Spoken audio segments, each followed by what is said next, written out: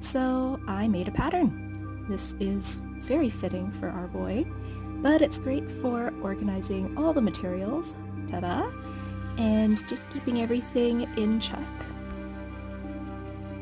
So I'm starting off with the top part, just pinning the felt piece for the cushion and just putting it onto some white fabric here, drawing those lines so then I know where to sew, and getting right down to it. So now that all the sides are done, I can trim down the fabric so it's a little easier to work with, and just putting that little cut in each indent. Now I'll throw some stuffing in there, fold over the top, and start sewing it shut, just to get that cushion effect and that flower shape. I found it was helpful to use a pin to keep everything together so that it doesn't pop open while I'm sewing. Now folding over the last side of the petal and sewing that shut, and then doing the same for the rest. Now we have our cushiony flower shape. So I'll get started on the button. Folding and condensing the stuffing under the felt and on top of the fabric, I'll just cut a few lines here so then I can easily fold the fabric to make a round shape, and then just sew it all together. Sewing the outside just to keep all the fabric together almost makes it look like a dumpling, which is quite fitting since this little critter's name is Rice Dumpling. Anyways, after that's done, I'll just attach that to the top, not going all the way through with the needle, just shallow stitches. So I'll measure the fabric with the felt pieces and add some different colors of green and gold just to add those little decorations. And I'm sewing them together onto the fabric to save time because I'm kind of late. Efficient. Yeah, I'll use a pin here just to hold them together, sew them together, and sewing both colors at the same time, but not all the way because we don't know exactly how much we're going to use yet. So I'll add the first felt piece and measure so that the green will be right at the base.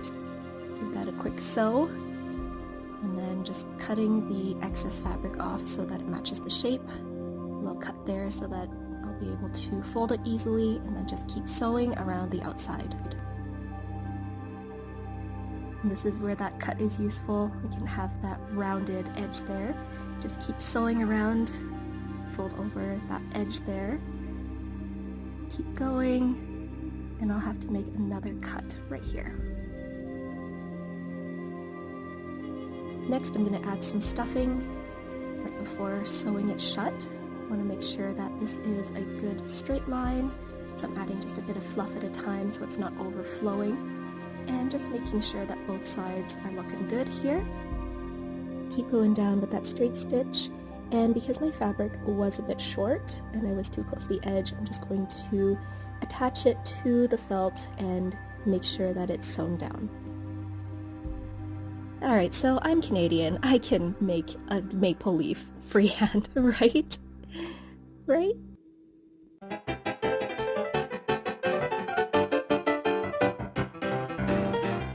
Alright, looks like my Canadian citizenship is safe for another day.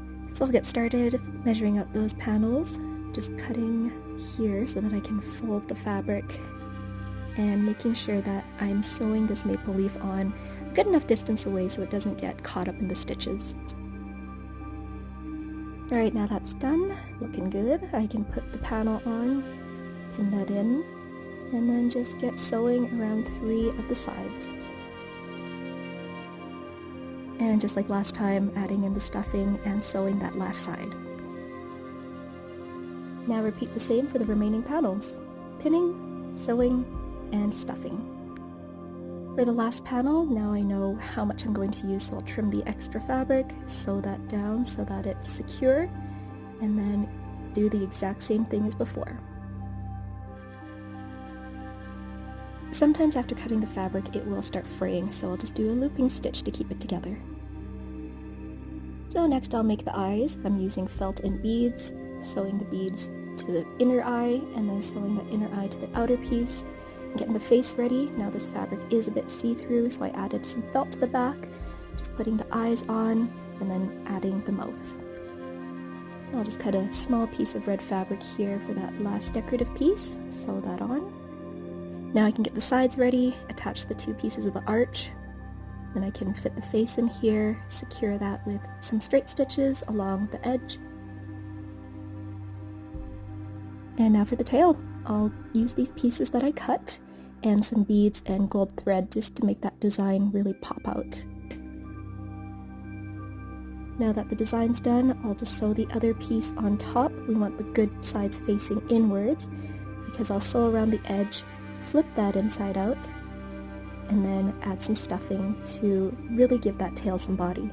Give that a quick sew shut, attach it to the side of the arch just wrapped around so it has that swishing tail effect.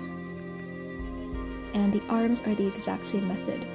Sewing around the outer edge, making sure that the good pieces are inside, giving it a quick flip inside out, adding some stuffing, and sewing it shut. So I'll attach the arms by sewing them just to the surface, not all the way through, and attaching them to the extra fabric of the face. Now we can add that top cushion. Using a looping stitch, I'll attach the 2 pieces together. Then I'll finish that off with a knot on the inside. Now that the outside is done, I'll just add some stuffing, some love, and more stuffing. I'll attach the base piece, and for the sides that we left a little bit of space, I'm going to just fold that over a little bit to give that flower shape.